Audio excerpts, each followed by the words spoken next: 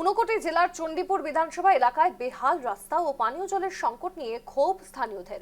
অভিযোগের ভিত্তিতে ভারত বাংলাদেশ সীমান্তবর্তী গোলধারপুর গ্রাম পঞ্চায়েতের লক্ষ্মীছড়ার বাঁধ পরিদর্শন করেন সমাজ কল্যাণ মন্ত্রী তথা এলাকার বিধায়ক টিঙ্কু রায়।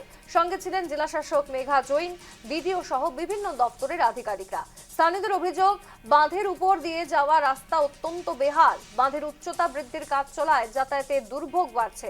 মন্ত্রী জানান, বাঁধের কাজ প্রায় শেষ। এরপর রাস্তা মেরামত করে দুর্গাপুজোর আগেই কাজ শেষ করার চেষ্টা চলছে।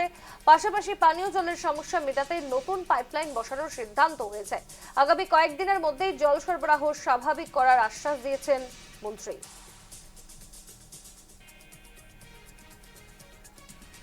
গত বছর এই যে বাঁধের কাজ শুরু হয়েছে, বিশেষ করে গোলধারপুর এই এলাকায়, অর্থাৎ এখানে শিব মন্দির বা এই আমাদের এই গোলধারপুর অঞ্চলে যে বাঁধ শুরু হয়েছে, এই বাঁধের নিচে প্রথমে রাস্তা ছিল।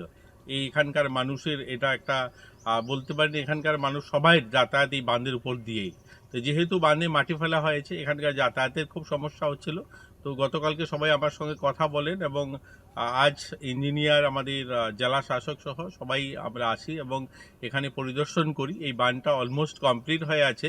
তো আমাদের এখন লক্ষ্য হচ্ছে এটার উপরে ইট বিছিয়ে মেটলিং করা এবং কার্পেটিং করা। তো আমাদের সম্ভবত দুর্গাপূজার আগে আমরা এই কাজগুলো শুরু করব। বাঁধ যেখানে যেখানে ইনকমপ্লিট হয়েছে সেগুলোকে কমপ্লিট করছে এবং কমপ্লিট হওয়ার পরেই আমাদের কমিটমেন্ট হচ্ছে আমরা দুর্গাপুজোর আগে এই বাঁধটা কমপ্লিট করে এখানকার মানুষের যে যাতায়াতের ব্যবস্থাটা যেন ঠিক করে দেওয়া যায়, এটাই আজকে পরিদর্শন।